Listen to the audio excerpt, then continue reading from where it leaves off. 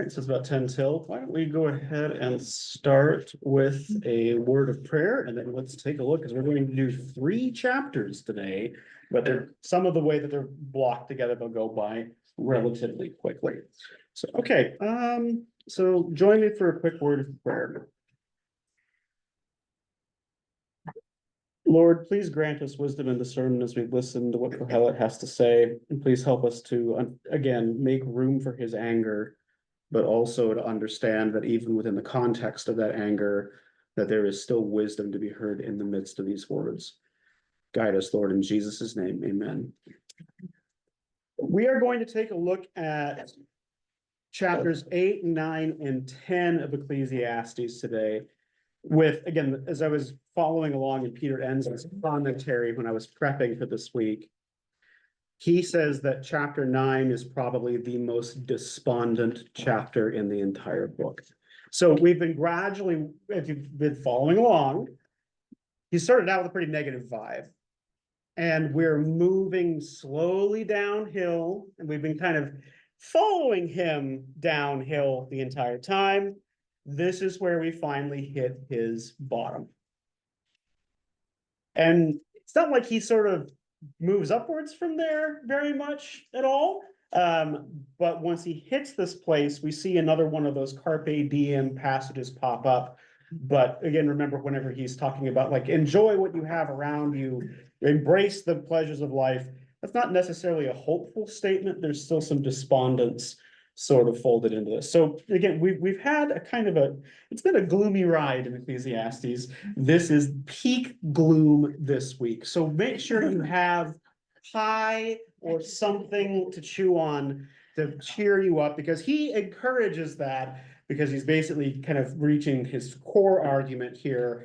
There's nothing we can do to escape death. Life is meaningless. You may as well just enjoy what you have. We're going to start with chapter 8, verses 1 through 9. Who would like to open us up with those? Yeah, go ahead, John. Who is like the wise man, and who knows the interpretation of a thing? Wisdom makes one day shine, and the hardness of one's balance is changed. Keep the king's command and be certain, because of your sacred oath. Do not be terrified, go from his presence, do not delay when the matter is unpleasant, for he does whatever he pleases. For the word of the king is powerful, and you can say to him, what are you doing? Whoever obeys the command will meet him, the Lord, and the wise man will know its own way. For every matter has its own way, although the principles of morals lie upon him. Indeed, they do not know what it is, nor what can tell them how it will be. No one has power of the wind to restrain the wind, or power of the death. Is there is no destruction about, nor is the witness of the end.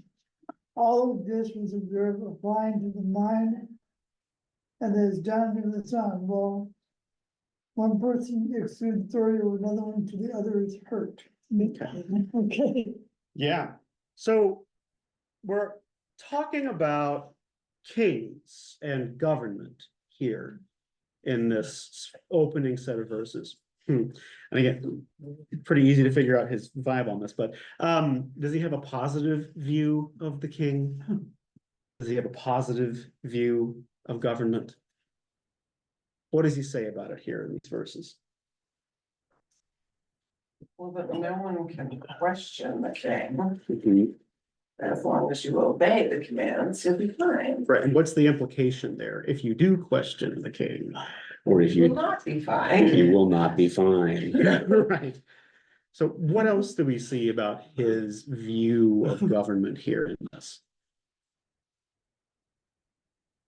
When one exercises authority, another is hurt. Right. Mhm. And that last, I mean, that's the reason I sort of wanted to chunk these together. When you take a look at this last verse here, all this I observed, applying my mind to all that is done under the sun, while one person exercises authority over another to their another person to the other's hurt. Basically, when you're exercising authority, you inflict harm on other people. So one of the most interesting things I heard from Barack Obama when he talked about the things he learned from his presidency is he said that the big thing that he took away from it is it made him an expert killer. Because he really learned power of using the military and using drone strikes, because under his presidency, more than any other, he used drone strikes specifically to attack people. And he said that he got very, very good at killing people by the time he was done. And he wasn't proud of this. He was uncomfortable with this fact, right? So when you exercise authority, and you see this when authorities talked about in other places in scripture, the power of life and death is really in your hands. That's what those passages in Romans 13, those first few verses that talk about, you know, the king wields the sword or the government wields the sword for a particular reason, right? Kohelet doesn't see that as a positive thing here at all, does he? But there's also a little bit of his continuing argument against God in the mix here too, right? So he has this, because when we already know he's pretty angry at God, and you can sort of see this implication here that if God is putting the king in charge, God is also sort of at fault for this too. Does that make sense? Okay, good. Are there does this feel useful to you? Is this a valuable lesson to point out about kings or the government? Some have nothing, right? Yeah. Especially now. Yes, I would agree. I would say so. Let's take a look, because I mean, his argument against kings and government is going to continue here as we get into these next few verses. But hang on, No. our gears grind, because I mean, sometimes when you do this, Yeah. you have a tell where when you touch your head, Yeah. sometimes it lets me know. He's fluffing his hair. Okay. And this is just me being a teacher. I get really good at reading my students sometimes when they have something they want to say, but there's. At this point, you're not good though. I'm sorry. Well, okay, fine. Well, I will exercise the power to hurt over you now. Thank you for that. So let's take a look next at verses 10 through 17. Now, this is carrying the same thought. I wanted to stop with 1 through 9 to just take a breather and just see sort of his thesis statement for this section. But when we get into 10 through 17, he's carrying this thought forward, and we begin to see him connect it back to God. Who would like to read 10 through 17 for us? Yeah, go ahead. Then I saw the wicked buried. They used to go in and out of the holy place and were praised in the city where they had done such things. This also evil deed is not executed speedily. The human heart is fully set to do evil. Though sinners do evil 100 times and prolong their lives, yet I know that it will be well with those who fear God, because they stand in fear before him. But it will not be well with the wicked, neither will they prolong their days like a shadow, because they do not stand in fear before God. There is a vanity that takes place on earth, that there are righteous people who are treated according to the conduct of the wicked, and there are wicked people who are treated according to the conduct of the righteous. I said that this also is vanity.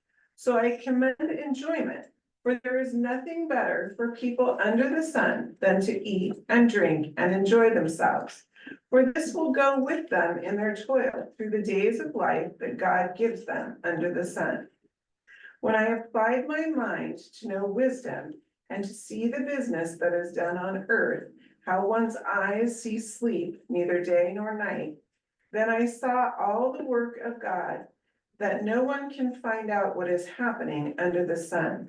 However much they may toil in seeking, they will not find it out, even though those who are wise cannot find it out. Oh, and that last verse really gets me as an academic. Like, I mean, oh man. Oh. Okay, so and I have all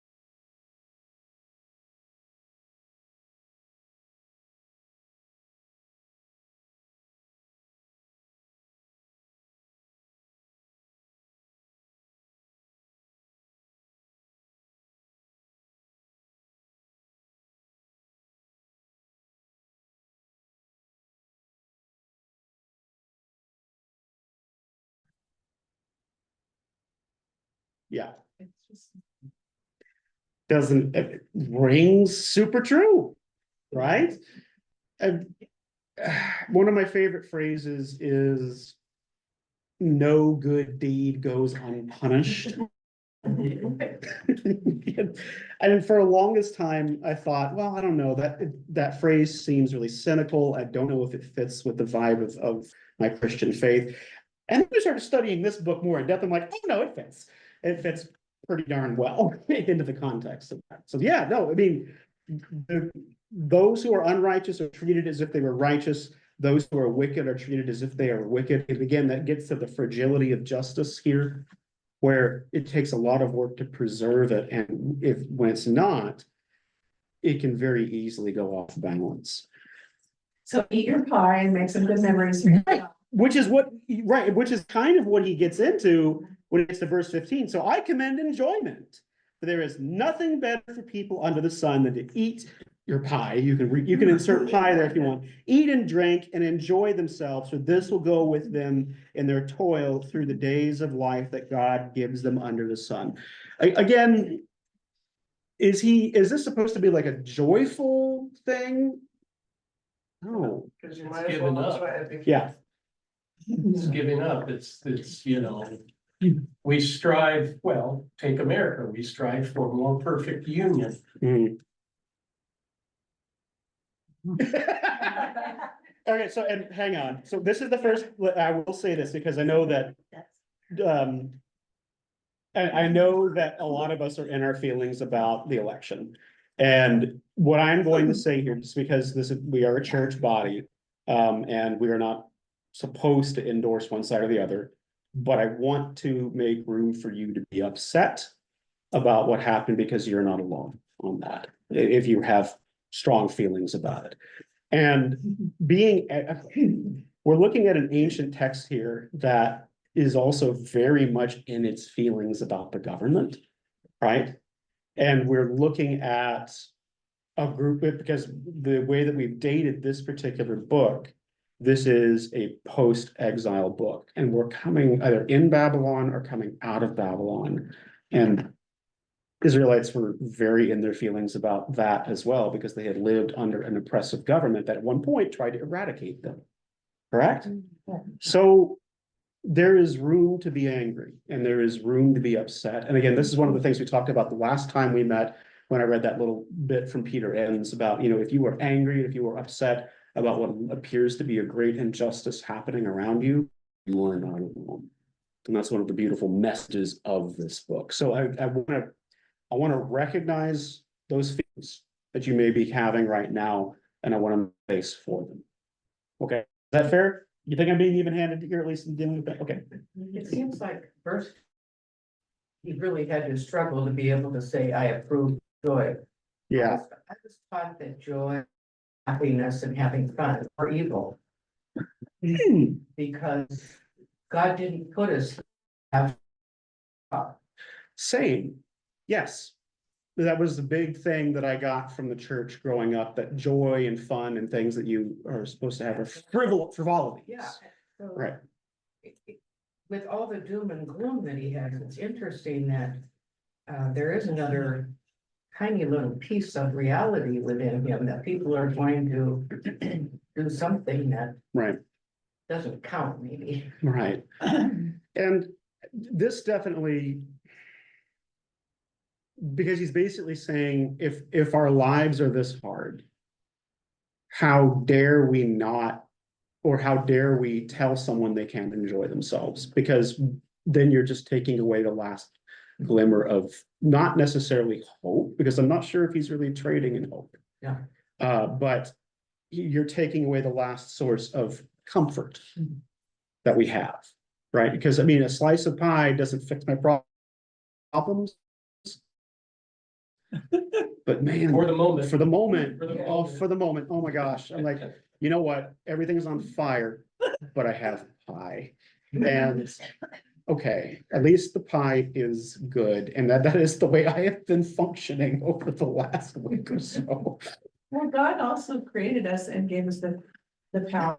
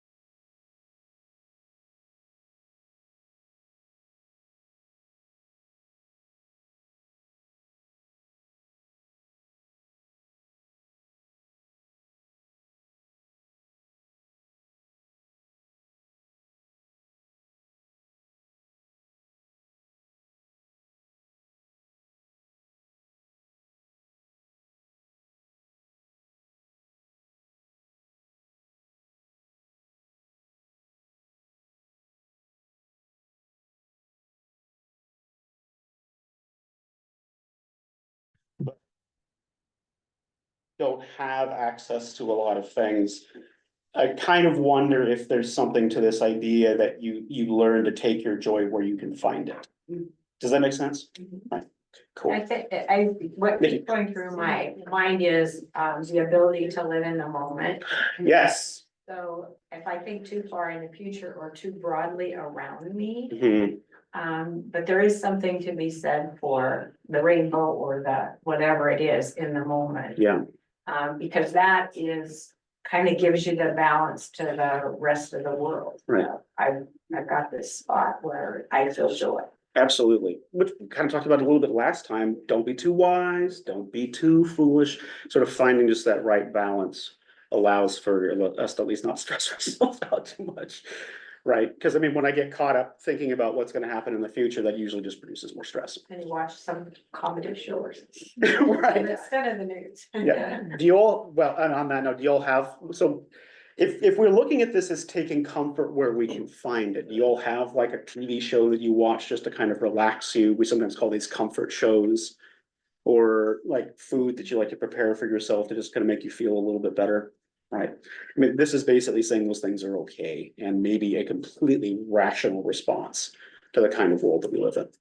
So, I know that this is a little backwards, but. Sure. In chapter 8, verse 8. Mhm. No one has the power over the wind and to restrain the wind or the Mhm. power over the day of death. There is no discharge from the battle, nor does wickedness deliver those who practice it. Correct. So Yeah. they're not gonna get away with it forever. Yeah. And technically, no one gets away with it forever because Kohelet's ultimate concern, which we're gonna see coming up here in the next few verses, is death, right? Speaking of, let's hit rock bottom. We're gonna start our rock bottom journey with chapter 9, verses 1 through 12. Who would like to help us hit rock bottom by reading those out loud? Oh, I'd love to. Go for it, Bruce. Let's face plant, do it. All this I laid to heart, examining it all, how the righteous and the wise and their deeds are in the hand of God. Whether it is love or hate, one does not know. Everything that confronts them is vanity, since the same fate comes to all, to the righteous and to the wicked, to the good and the evil, to the clean and the unclean, to those who sacrifice and those who do not sacrifice. As are the good, so are the sinners. Those who swear like those who shun on, excuse me. You're fine. Those who swear are like those who shun an oath. This is an evil in all that happens under the sun, that the same fate comes to everyone. Moreover, the hearts of all are full of evil. Madness is in their hearts while they live, and after that they go to the dead. But whoever is joined with all the living has hope, for a living dog is better than a dead lion. Oh, gosh. The living know that they will die, but the dead know nothing. They have no more reward, and even the memory of them is lost. Their love and their hate and their envy have already perished. Never again will they have any share in all that happens under the sun. How far did you want me to go? Let's actually pause here because I'm realizing, because I'm hearing reactions to this. And so I'm gonna put you on pause, Bruce, and I'll have you finish up here in just a second. But those were some strong reactions to a couple of those phrases. Let's talk about that a little bit. What were you chuckling at, Becca? For a living dog is better than a dead lion. Right. Like, okay. This is and there's, for us, our response is, of course, there was a doggy, like, dogs are good in our culture, right? Were dogs good in their culture? A dog was a symbol or a messenger of the dead. And they were gatekeepers of death. So when you look at Egyptian culture, and Anubis is the jackal-headed god, right? You know, I'm sorry. No, please go ahead, My Bruce. impression of this is, in a sense, it shouldn't come as no surprise to us. We are all sinners. We all fall short of the glory of God. So what difference does it make whether we're really robust sinners and evil, Right, or just kind of sin a little on the weekend? right. You know what I mean? Mhm. It's like that's one of the hard things to grapple with, Right. is that in our mind, in our human mind, there's degree. Mhm. But God is up there at 10,000 feet saying, no, you're all down there. Right. You all are in this circumstance. Right, And so there's a parallel that is, it's thematic throughout the Bible, that we're in the same boat Right. in many respects. The other part of this is, what's the price of sin? Well, death, okay, great, but it's also inequity. Mhm. It's also the fact that we live in a world where wickedness does get rewarded. right, And sometimes in spades, it blows you away. yeah. And Absolutely. you think you're taking crazy pills, huh? Well, Right. seriously, and so. No, you are right. And I know Yes. I'm just now coming off of prednisone, so I'm a little animated. But I don't see this as completely out of the whack. Right, and that's It really what, isn't. you were correct, and this is one of the things that I think is so valuable about these verses. And why, in a lot of ways, chapter 9 sort of creates the heart of the argument. So when we take a look at what he's doing here, I laid all of this to heart, and he's referring to like everything that has come before. Examining it all, how the righteous and the wise and their deeds are in the hands of God. And when we're in the hands of God, that is not necessarily a positive thing. That is a scary thing. Because remember, his view of God is like God is radioactive. Minimize contact. Don't talk much in front of God. God's gonna, if you say something in front of God, God will make you pay for those words, right?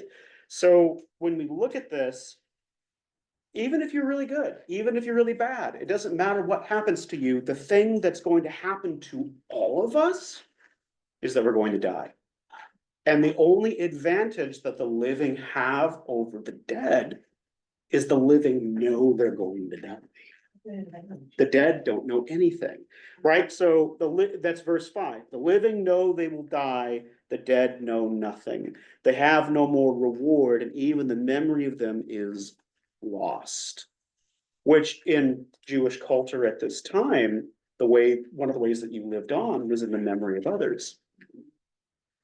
But if you think about the logic of this, which he clearly has, the people who remember you will eventually die, and then you fade from existence. Have any of you seen the movie Coco? Which talks about the day of that. That's exactly the idea here, that last remaining relative who remembers you. When they are gone, then you are gone, because it is their memory that keeps you alive. Does that make sense? That's the way he's thinking about things. He's like, we're all screwed. We're all just going to vanish. Like I said, this is rock bottom, but we have many verses to go. Let's continue with, where were we? 7. Continue all the way to 12, please. Go, eat your bread with enjoyment, and drink your wine with a merry heart. For God has long ago approved what you do. Let your garments always be white. Do not let oil be lacking on your head. Enjoy life with the wife whom you love. All the days of your vain life that are given you under the sun, because that is your portion in life, and in your toil at which you toil under the sun. Whatever your hand finds to do, do with your might. For there is no work or thought or knowledge or wisdom in Sheol to which you are going. Wow. Yes. Again, I'm sorry. Again, I saw that under the sun, the race is not to the swift, nor the battle to the strong, nor bread to the wise, nor riches to the intelligent, nor favor to the skillful. But time and chance happen to them all.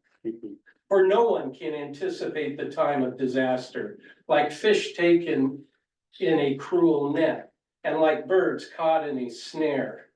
So mortals are snared at a time of calamity when it suddenly falls upon them.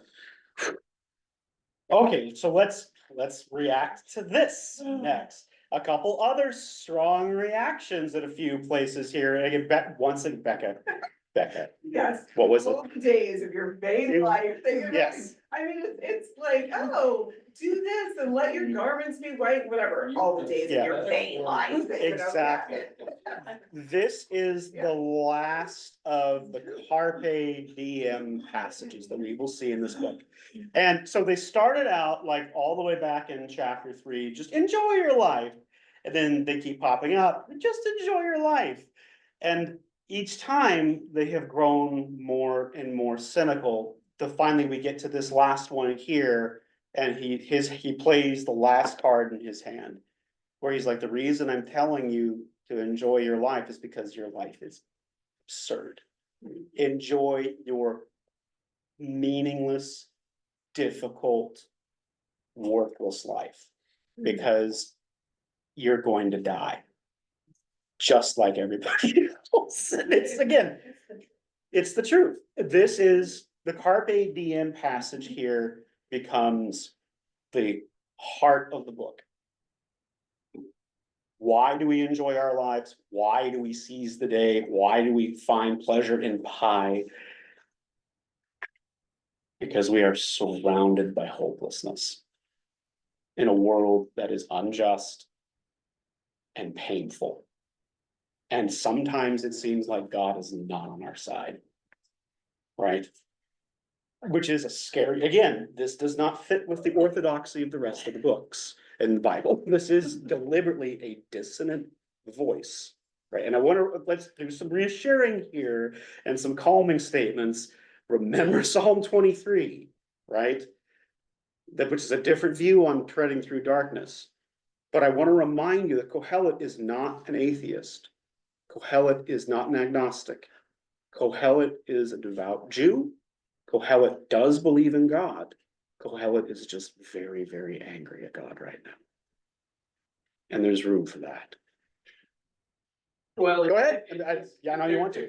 You know, you as a psychologist. Sure. Understand that I think, well, I suspect that sound mental health is a combination of both short-term and long-term reward. Oh, wow. Yes, He seems very obsessed with the long-term, yes. without any sense of short-term. And I'll say this, and this may be outside of our doctrine, so take it with a grain of salt. But I contemplate why God loves us. Mhm. It doesn't seem to be fully answered. Right.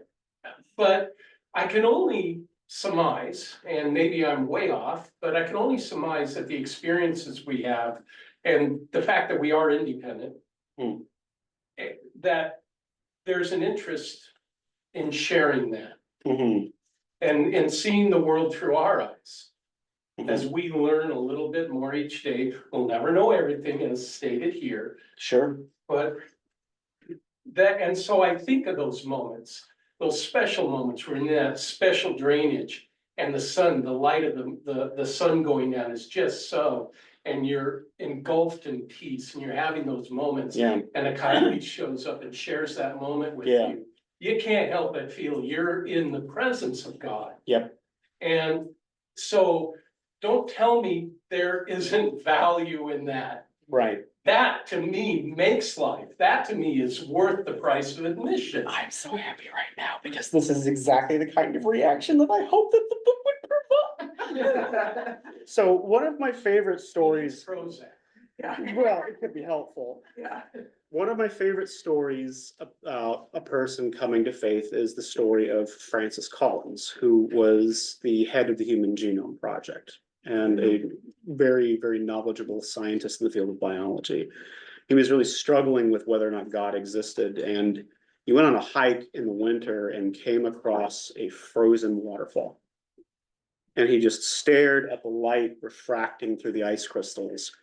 And he understood the chemistry and the physics of how ice forms and why the waterfall froze at that time of the year. But the thing that really stuck out to him, why does it have to be beautiful? And the existence of beauty.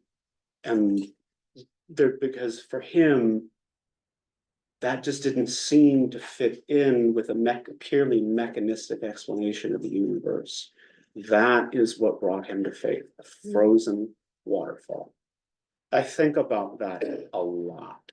When I think of how angry I am at certain things happening in the world, or how frustrated I am about death, and even looking at things from the standpoint of Kohelet's perspective, the coyote coming by and me feeling less alone. Looking around at a frozen waterfall or looking at even the gloomy weather we have, and I can just, sorry, I'm poking over Wayne Brown's head right now. I can just barely see an ice cap peak out the window. Why does it have to be gorgeous? Just so you know, Right. that coyote came out, saw me, went back in the woods, then came out and sat down. Awesome. And Right. he was 80 yards away. I was armed, had no interest in taking, and we sat there. That's really cool. Yeah. Connection, right? Oh, And I do wonder about that, if there is something in God's being when God created the universe where God didn't need connection, but desired connection. I think about that a lot. it's a pretty big, expansive place to be alone. isn't Right, it? right. So again, when we hit rock bottom, when we are staring mortality in the face, in the Catholic tradition, there's this thing called the memento mori, where you remind yourself that you are mortal and you are going to die. That is valuable to them. And in psychology, we have this thing called terror management theory, which I've actually done some research on. And we're getting ready to publish an article on it pretty soon. That the idea behind terror management theory is when you are confronted with existential terror, which is the thought of your own death, what we tend to do as a species is we cling more tightly to our already held beliefs. Death strengthens our grip on our faith, sometimes to our benefit and sometimes to our detriment, because sometimes it can result in us not confronting the reality of something we need to deal with. Here, Kohelet is staring death in its hollow socketed eyed face and is saying, what do we do to deal with this? This is what I'm going to be a skeleton anyway. I may as well eat some pie. I'm still gonna get as much mileage out of the pie thing as I possibly can today, because I know that some of you are currently digesting it. Well, how do you like verses 11 and 12? How do those make you feel? Can I say something? Yeah, Wayne, go ahead. Well, I'm wondering, is he kind of pivoting from the prevailing notion that God is responsible for everything that happens, good and bad, by saying, you know, really in the end, it's all time and chance that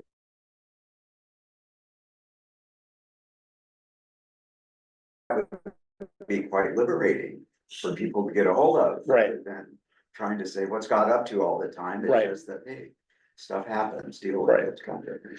No, and there may be, you could make a fair argument for that, I think, especially given the fact that you've been 11 and 12, he's really wrestling time and chance happening to everybody.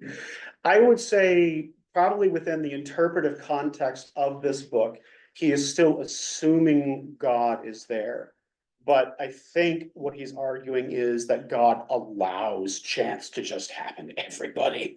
Does that make sense? So in some ways, he may be saying that God is being more hands-off than we think God would normally be. Does that fit a little bit with what you're saying? Yeah. Okay. Yeah. Dad always used to talk about time and chance when we'd ask him, why is this happening? Right. I would go to it, you know, for years I wondered, where did he get that anyway? And when I read Ecclesiastes. Ecclesiastes, Yeah. Oh, yeah. there it is, he reads the Bible. Now, What about that end Oh. of 10? yeah, let's look. No work or thought, knowledge or wisdom in Sheol to Mhm. which you are going. Right, Hey, that's like saying, hey, we're all going to hell. right. Well, not hell, because hell had not been invented yet. So, instead we're talking about the grave, and it's just the place of the dead. So, yeah, and again, it would sound hellish to us, but at this point, they didn't necessarily have a concept of the afterlife. That's gonna get developed later, and you see that with some of the other prophets sort of kind of coming up with this idea and refining and developing it. Not everybody agreed with that here. Most, as I've looked at the commentaries on this, most of them tend to think that Kohelet did not necessarily have a belief in the afterlife. So this was more just, you're just gone. Right. Right, there is no thought, there's no, right, so when you're dead, you're dead, you are a pile of bones, and bones are like rocks, they don't want or need or feel anything. right? So you're just history at that point. I heard a noise. agree. Okay, that's what you were going for. Okay, good. Let's take a look at the last section. Now, okay, when I was reading Peter Enns, he clumped 9:13 all the way through 10:20 as one section. And he has this to say about it. I just wanted to kind of look at this really quick, because throughout the commentary, he has avoided outlining Ecclesiastes as much as he could until he gets to this section. So let me read a little bit what he has to say here. What I have marked off as a section here is open for debate. Shows the vision goes from 9:11 through 10:15, pertains to the matter of risk. A bunch of other commentators group it in a different way. One might outline this passage as follows. Part A, 9:13 through 16, wisdom has relative value over an attacking king. It works even though the wise man will be forgotten, despised, and unheeded. Part B is 9:17 through 10:3, wisdom has value, but it is easily spoiled. C, beware of the king's anger, respond gently, especially since I have seen society's rhythms turned over under his watch, and that's 10:4 through 11. D, once again, the relative value of wisdom is described in 10:12 through 15. And E is a closing word about kings and wisdom. So the reason he wanted to break this up is because a lot of commentators look at this section as a bunch of random nonsense proverbs thrown together. Peter argues that's not what we're seeing here, that it's continuing with the theme of the prior two chapters, where we're looking at the fragility of justice and the fragility of wisdom. Let's take this by starting with verses 13 through 18 so we can close chapter 9. Who would like to get those for us? Father, Go ahead. I've also seen this example of wisdom under the sun, and it seemed great to me. There was a little city with few people in it. A great king came against it and besieged it, building great siege works against it. Now there was found in it a poor wise man, and he by his wisdom delivered the city. Yet no one remembered that poor man. So I said, wisdom is better than might, yet the poor man's wisdom is despised, and his words are not heeded. The quiet words of the wise are more to be heeded than the shouting of a ruler among fools. Wisdom is better than weapons of war, but one bungler destroys much good. I like that.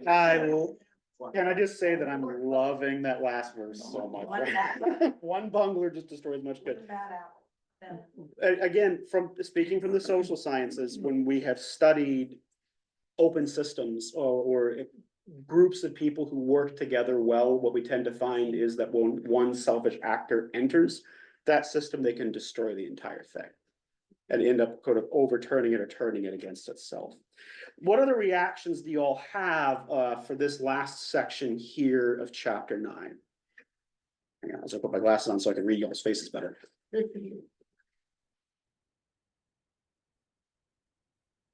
Okay. I think, and this, I mean, I was thinking it was earlier stuff as well, like when they're talking about, this wise person was able to do something really positive for people, but then that it didn't mean anything because nobody remembered him. But is remembering him the point? Like, if nobody did something because they were wise or generous or caring or, or trustworthy to help people who are being oppressed or attacked, then their lives are going to be worse off. And so isn't their value, who cares if they don't remember who you are? If you provided joy for some of those people or a group of people that otherwise couldn't stand for themselves, isn't that the point? And I think he talks a lot about like doing things for your own joy, which I understand, but like sometimes we do things for other people, for the benefit of other people, and not just because it makes us feel better or whatever, but because there's value. A lot of us feel there's value in doing things to help people who need someone to step in and provide help. Right. Even if nobody notices. Right. Exactly. And I think that's maybe one place where he looks at it very much from an individual standpoint and maybe not a little bit of a social contract standpoint, like that there's not a piece to that. Oh, that's an excellent point. And on that note, does he think much of the social contract at all? No, like, not really. So this is another reason that we sort of look at this from sort of a two horizons perspective. If you're just looking at it from this point, yes, his argument makes sense, but what Sarah is describing is from the perspective of the cross. Where we are But you getting, can't tell me that people weren't like that then too. I mean, Sure. people have always had the capacity to be generous and loving. It's not like Mhm. Jesus changed that. I mean, he gave Right. us a pass from our sin, but like, it's not like he changed who humanity was. right, So I guess that's where I'm like, Mhm. I don't know, like, is he a little high in the clouds and not like down in the people who are oppressed and in the muck? Maybe he needed to hang out with them a little bit. possibly. Or he is in that perspective that he's just consistently seeing people who have done good get punished for it again and But again. and sometimes that's what I mean, sometimes we wager that and say that's worth it because of this other thing, right? It was worth it because this other person got to live, or this other person Mhm. got to eat a meal that night, like. Mhm. And I don't think people in this time didn't feel that way. I mean, Okay, sure. No, and that's fair.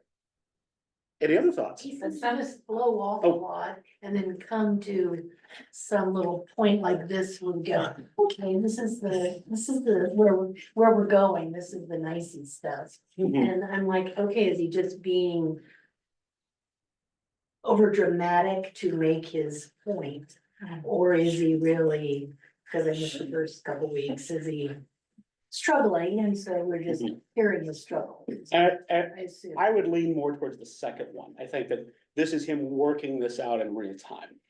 It's like saying it's futile, but it's futile, But, Mhm. but still. Right, I'm not sure if I understand verse 16, especially Mhm. in relationship to 15. So 15 says, now there was found in it a poor wise man, Mhm. and by his wisdom delivered the city. And then in 16, it says, so I said, wisdom is better than might, Mhm. yet the poor man's wisdom is despised and his words were not heeded. Mhm. What do you mean his words were not heeded? If he saved the city. Right. I And don't. One of, right, and within the context of the book, they may have listened to the poor man's wisdom in the short term, but it gained him no long-term profit, No, because he was yeah, I quickly understand forgotten that. after that, Yeah. and that may be why he's saying that. Okay, It may be, okay. okay, let's make it worse, and let's take a look, I'm gonna chunk this up again, so it's a little bit less of a burden to read. Let's do chapter 10, 1 through 9, who has that for us? I can do it again. Go ahead, John. This first That, one, that man Deb- flies, Yeah, that man flies a confused what we give off no order.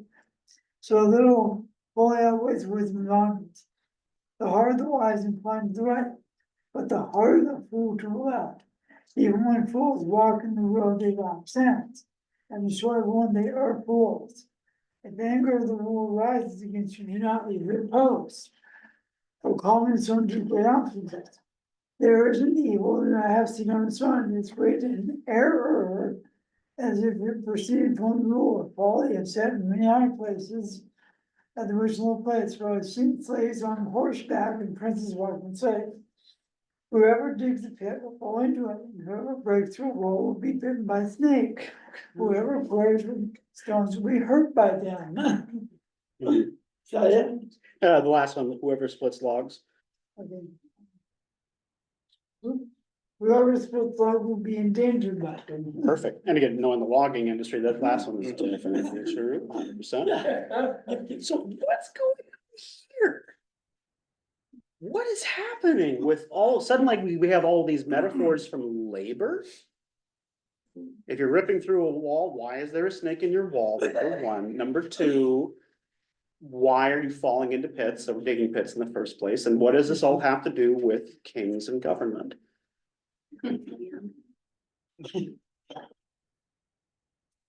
Sounds like a guy with the glass half full. Yeah, which has been his vibe the whole time.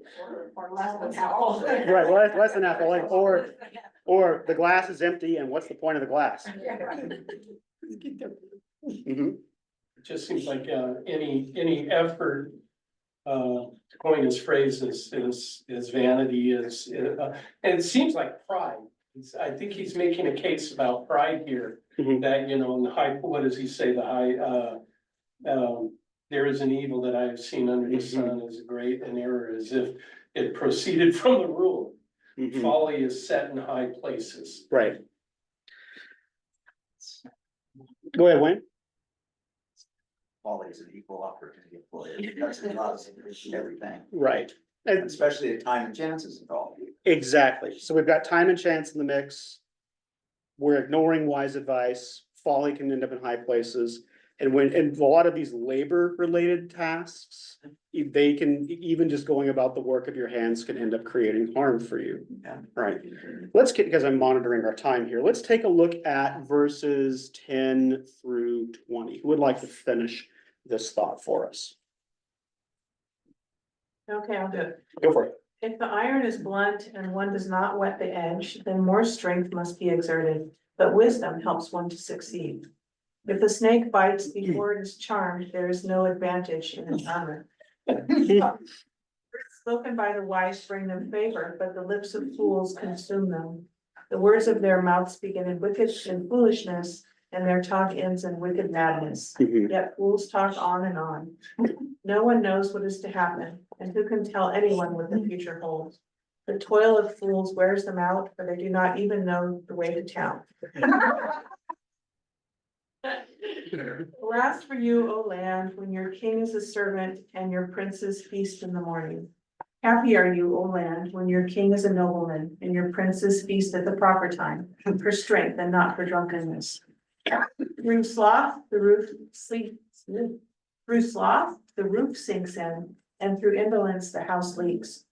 Feasts are made for laughter, wine gladdens life, and money meets every need. Do not curse the king even in your thoughts, or curse the rich even in your bedroom, for a bird of the air may carry your voice, or some winged creature tell the matter.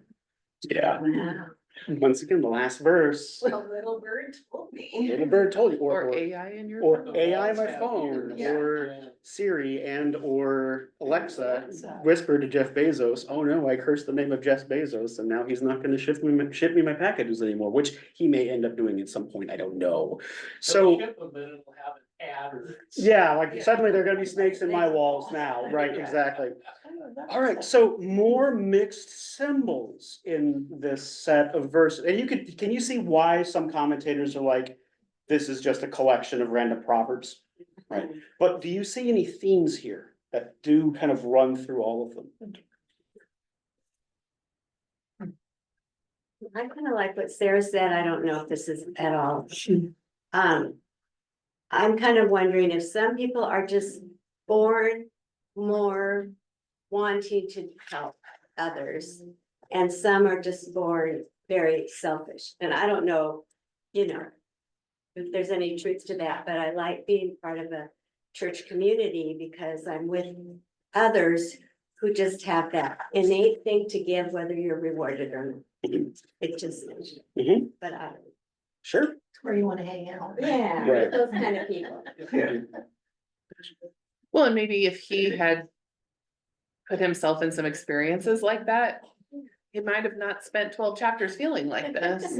I mean, I'm not saying it isn't, again, there's like Martha was saying, like, there's a place for him to air his grievances. It gives us a place to go when we feel the same way. But that's part of what the church is supposed to be, is a Mhm. collection of people who want to help make the kingdom of God a reality on earth. And I think maybe if he had had an opportunity to spend some time with some other people who also felt that way, that maybe it would have helped pull him out of this a little bit. Right, but again, Thanks too much. but again, he did not have that perspective. You are looking at it from the second horizon. Especially if you're bringing the church into the mix, right? And that's one of the reasons when we look back on this, we see that. So Yeah. you started on this group by saying you are not alone. Right. And obviously he felt very Absolutely. for whatever reason. Oh, yes. Cause even it helps to be with a group of people who are all questioning, Right. or all. Yeah. And yes, and again, that's part of the thing. This was included in the witness of scripture. This was kept in the canon. And when we look at the last session we're gonna do, which is last week, even the frame narrator, when they are assembling the book and interpreting it, they still come out saying Kohelet had some positive things to say, because they still say, but even in the midst of all this negative, there is wisdom in there, right? And we're gonna see more of that at the end. Let me, as I'm monitoring our time here, let me read to you what Peter Enns has to say about this section. In this section, Kohelet paints a somewhat confusing picture. He moves back and forth between wisdom's benefits over folly and how a noble king can aid a country and the disastrous effects of an immature king. At the end, one still is left with a rather dismal picture where things are as they are. And even if a corrupt king is to blame, one should surely keep his mouth tightly shut. One must not even think of cursing the king. And as I see it, it is hard to escape the notion that Kohelet's view of kingship is similar to his view of God. Both have their moments when their presence offers some benefit. With God, it is the portion that he gives us. With the king, it is the potential for just rule. At the end of the day, however, neither can be counted on. What we can do, and this is how Kohelet concludes his monologue in this final section, what we can do is to do the best we can with what we have, but know that death awaits us all. I think that that's valuable. And I think that it acknowledges that we have some consolation in the midst of all of this.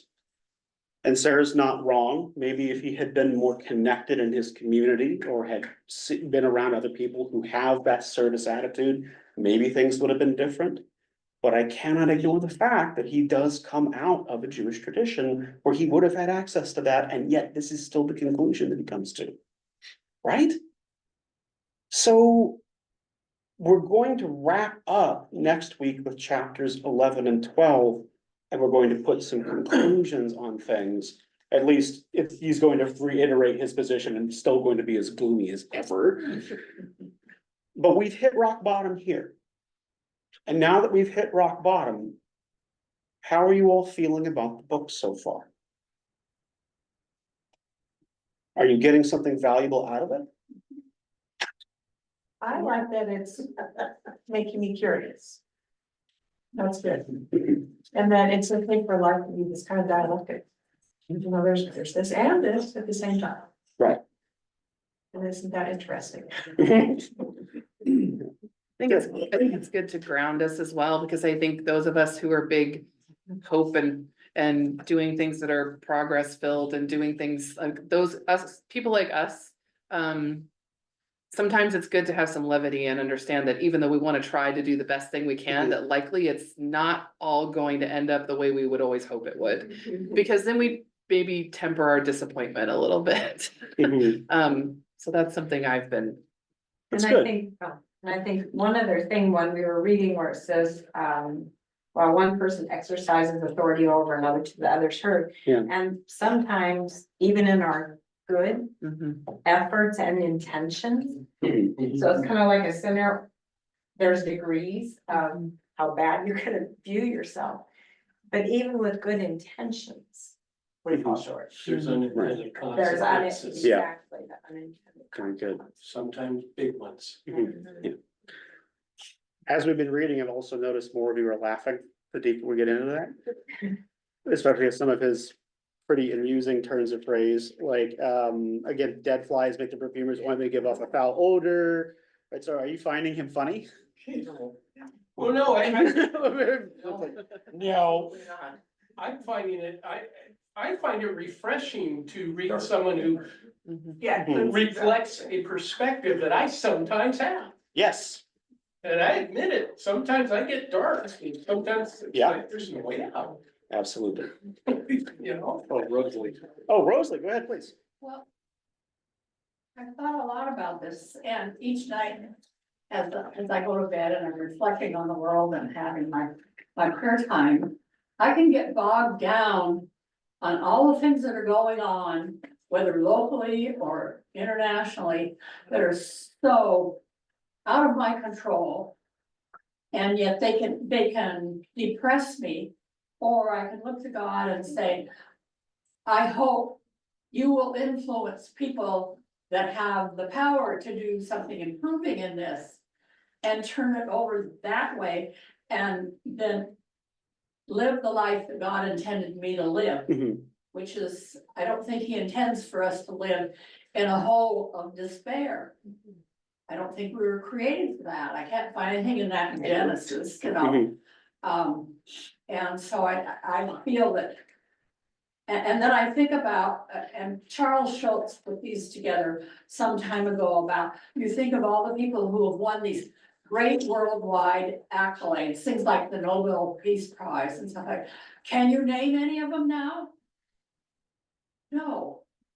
But you can name the people who've had a positive influence in your life, whether it be a teacher, a relative, a friend, you know, Mhm. or maybe somebody you don't know, but they did something that you appreciate. Right. And I think this shows us this balance. We're all gonna end up in the same place, but we have the right within us to do what is productive and good and enjoy the life that God created. Amen. Well, Very there's fair. wisdom over there, isn't there? So that's a pretty good note to end on. And Yasser Arafat, Nobel Peace Prize winner. So let's talk about, we're gonna talk about the conclusion of the book next week, and we're going to try to make some more space for reflecting on the book a little bit as we wrap things up, because we just got 2 chapters to go. Why don't we close with prayer? Stan, would you mind? Gracious God, we thank you that you are present with us even now. In sometimes our confusion and our uncertainties and all our questions. But you are there, you are present, and you do not leave us ever. And we thank you for that. Amen. Amen. Okay. Barack Obama, that's right, that's another one. Martin Luther King. Martin Luther King.